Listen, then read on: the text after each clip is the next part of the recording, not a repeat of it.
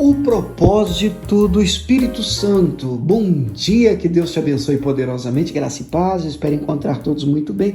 É claro que quando a gente fala assim, o propósito do Espírito Santo, eu não quero fechar a caixa. Obviamente, o Espírito de Deus, na vida de um crente, na vida de um cristão, ele tem várias funções. Ele nos faz lembrar de todas as coisas, ele é o consolador, aquele que convence do pecado, é aquele que é o nosso guia. A palavra de Deus chega a afirmar que aquele que é guiado pelo Espírito de Deus, esse é que é filho de Deus. Então, existem realmente várias vertentes do Espírito Santo. Mas quando eu olho para esse texto, eu percebo, e aqui, querido, olha, sem sombra de dúvida, eu percebo um desejo da parte do próprio Deus, do próprio Cristo.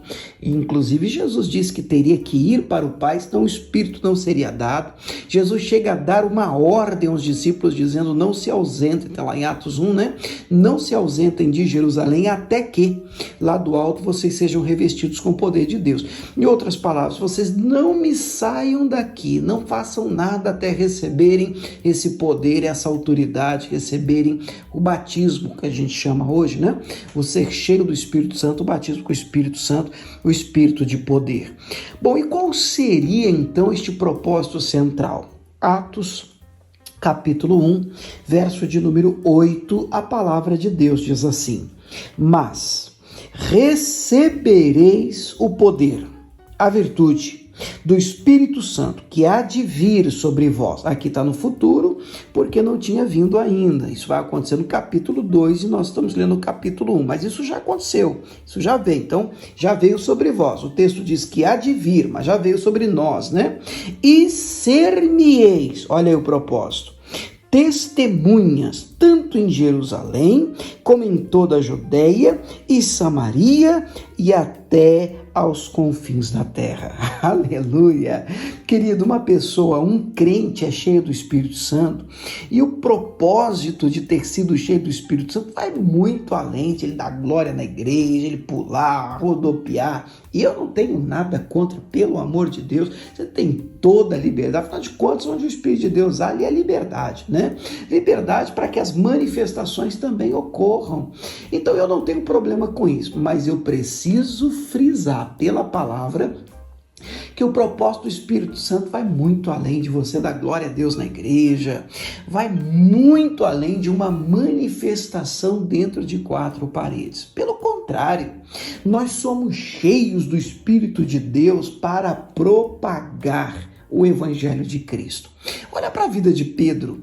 Um Pedro antes do batismo com o Espírito Santo, Pedro medroso, aquele que negou Jesus 3 vezes, depois de ser cheio do Espírito Santo, uma ousadia sobrenatural toma conta daquele homem.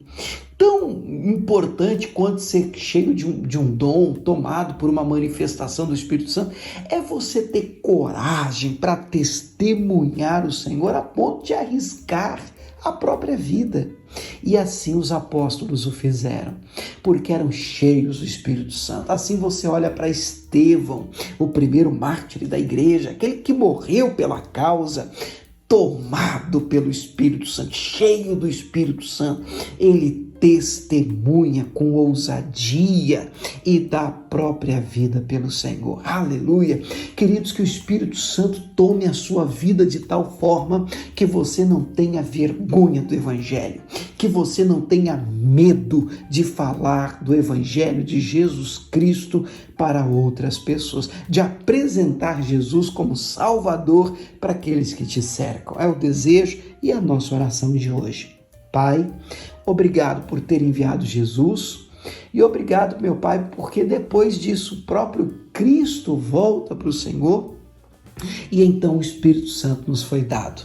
O Espírito de poder e ousadia. Hoje nós podemos propagar, proclamar o Evangelho, os quatro cantos da terra. Por todo o planeta nós podemos com ousadia testemunhar o Senhor.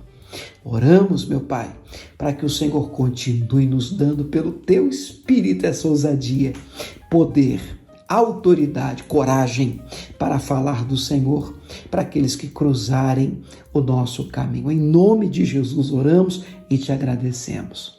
Amém.